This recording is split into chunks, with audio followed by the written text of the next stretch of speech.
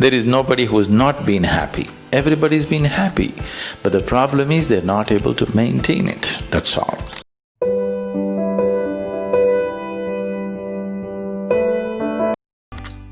What is well-being? When do you really feel well in your life? When do you truly feel well? When you're very happy, you're well. Even if you're physically ill, you're still well, isn't it? Even if you're medically diagnosed as ill, you're very happy right now, you're feeling well, isn't it? So fundamentally, well-being means a certain level of joyfulness, certain exuberance of life. What is happiness? We can say happiness is this, that, but in terms of life, your life energies are happening in a more exuberant way than it normally happens. Depression means your life energies have become very low and staid. Happiness means your life energies are exuberant. There are many ways of describing happiness, but only those who are happy know what it means to be happy. There is nobody who's not been happy. Everybody's been happy, but the problem is they're not able to maintain it, that's all. So, you don't have to enforce any resolutions upon yourself, just little tools to make sure that you don't sink. See, a lot of people who are doing business, they think they're keeping accounts only for the sake of IRS. No. You keep accounts not for the sake of IRS, because if you do not keep accounts, you do not know whether you're making profit or loss. That's the idea of accounts, isn't it? Whether you're moving forward or backward, to know this, you need an account book. Why don't you keep an account book? At the end of the day, just check, am I a little more joyful today than yesterday?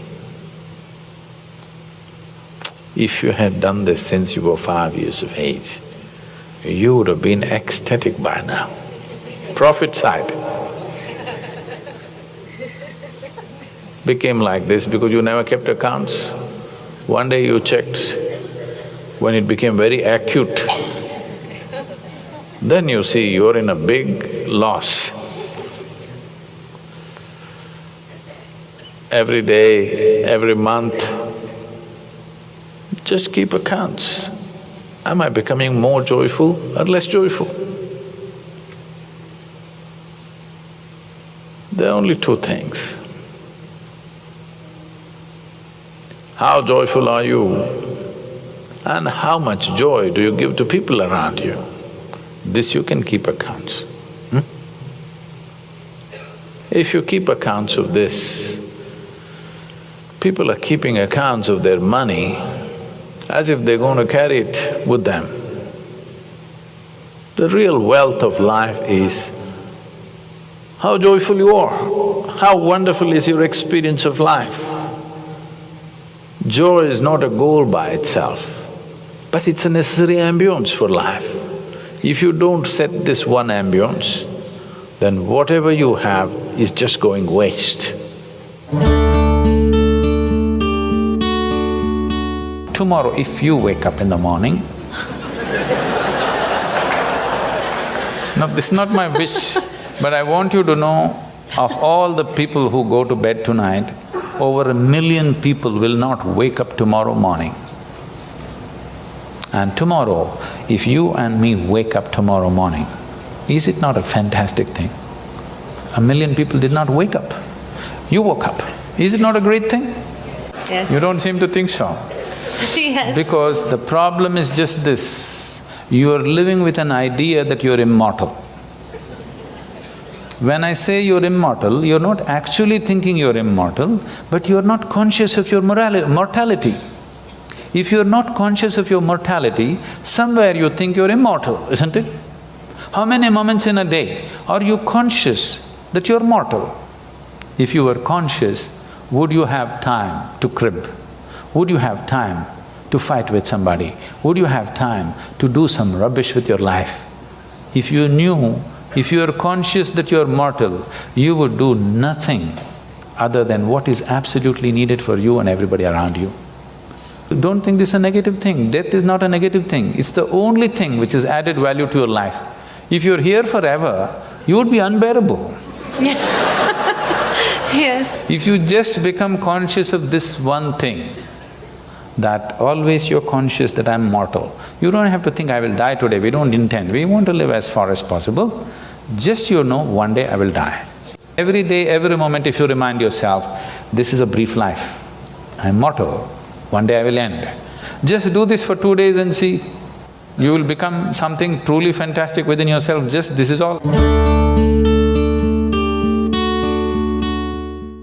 This is the fundamental aspect of yoga. The first teaching that came out was that it is your karma.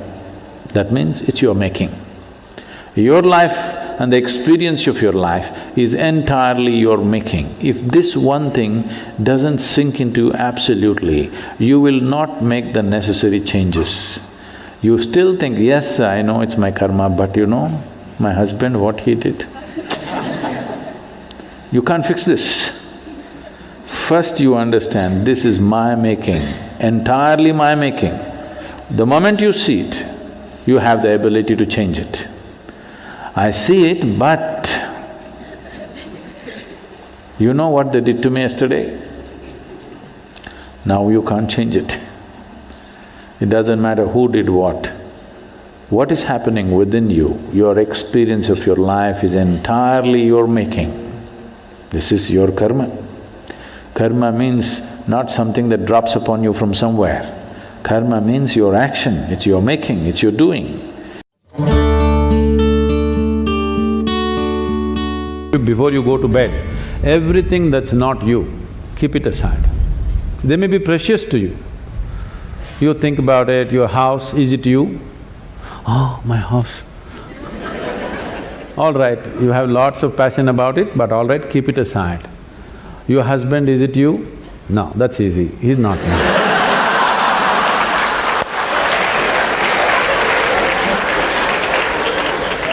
My children, are they me? Oh, little difficulty, but no, they're not me.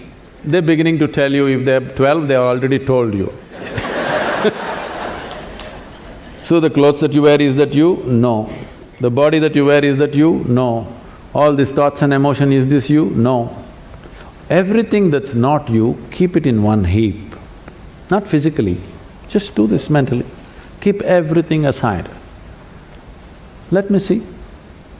Every day you practice this, one day when you successfully keep everything aside that you are not, what you are will be there.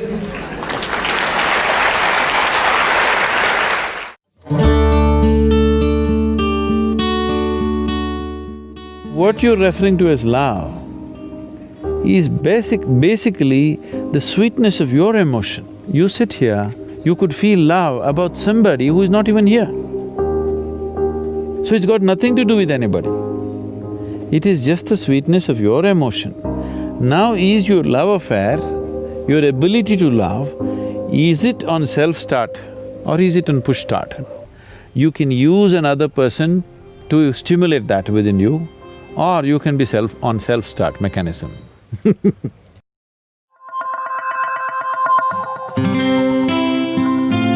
See, what is this need for love in a human being? Constantly, a human being is longing to be something more than what they are right now. The thing is, you want to include something which is not a part of you as yourself, that is the whole effort. If it happens emotionally, on the emotional level, if you try this, we call this a love affair. You're trying to make somebody who is not a part of you, a part of yourself, emotionally. This is a love affair. If you do it consciously, we call this yoga. For 5 minutes every day, go sit with something that does not mean anything to you. Maybe a tree, or a pebble, or a worm, or an insect. After some time, you will find you can look upon it with as much love as you hold for your wife, husband, mother, child or dog.